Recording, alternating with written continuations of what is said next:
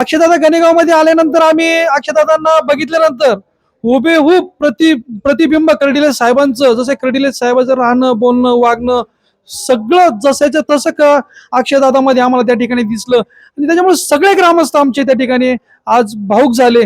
आमचं हे आदर्श गाव गणेगाव, जे गणेगाव जर उभं राहिला असेल किंवा आदर्श गाव त्याच्या पुढे जर गणेगाव पुढे जर लागला असेल तर खऱ्या अर्थाने हे सगळे कष्ट, हे सगळी मेहनत आणि सगळा आशीर्वाद आमचा कर्डिले साहेबांचा या ठिकाणी होता.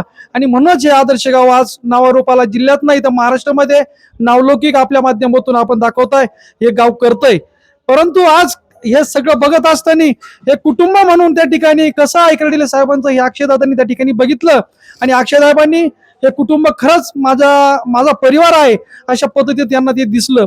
आणि गावाची संवाद साधत असताना त्यांनी सांगितलं की ज्याप्रमाणे कर्डिले साहेबांचं प्रेम ह्या आदर्श गाव गणेगावरती होतं, या पुढील काळातही या आदर्श गाव गणेगावरती माझं कुठलाही इतकेंची ते प्रेम कमी होणार नाही. जसं साहेबांनी प्रेम ह्या गावावरती केलं, आदर्श गाव म्हणून पुढे नावलौकिक ठेवला, अशाच पद्धतीचं प्रेम मी ह्या ग्रामस्थांवर आणि गावावर त्या ठिकाणी करेल. आणि भविष्यामध्ये गावाची ज्या ज्या गरजा आहेत, सार्वजनिक असतील वैयक्तिक असतील, या सगळं संपूर्ण गावाच्या पाठीशी उभं राहून मी या ठिकाणी पूर्ण करील आणि आदर्श गावाचं नाव या ठिकाणी भविष्य काळात हे महाराष्ट्रामध्ये झळकल अशा पद्धतीचं प्रतिपादन आणि विश्वास आणि आम्हाला त्या ठिकाणी दिला. आणि खऱ्या अर्थाने अक्षयदादा आणि त्यांची संपूर्ण टीम आमच्या गणेगावामध्ये आली.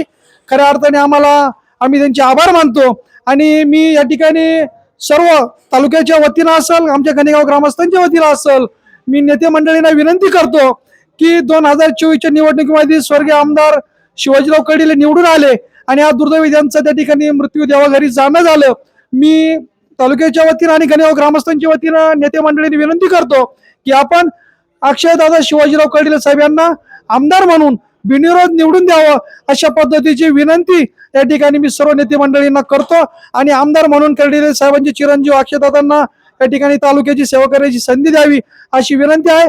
परंतु जर अशी घटनाक्रम नाही झाला आणि जर निवडणूक बिनविरोध नाही झाली तर मी या गणेगाव ग्रामस्थांच्या वतीनं असेल किंवा आमच्या भारतीय जनता पार्टीच्या संपूर्ण सहकार्याच्या वतीनं सांगू शकतो की काही जरी झालं तर 2024ला 35,000 मतांनी कर्डिले साहेब त्या ठिकाणी आमदार झालते. तर आम्हाला विश्वास आहे, एकंदरीत आम्ही गावामध्ये फिरतोय, इतरही गावामध्ये फिरतोय, तर 50,000च्या वरती या ठिकाणी स्वर्गीय कर्डिले साहेबांचे चिरंजीव अक्षयदादा निवडून येतील आणि परत एकदा ह्या तालुक्याची सेवा करण्याची संधी त्यांना भेटल असा विश्वास या ठिकाणी आम्हाला आहे. धन्यवाद.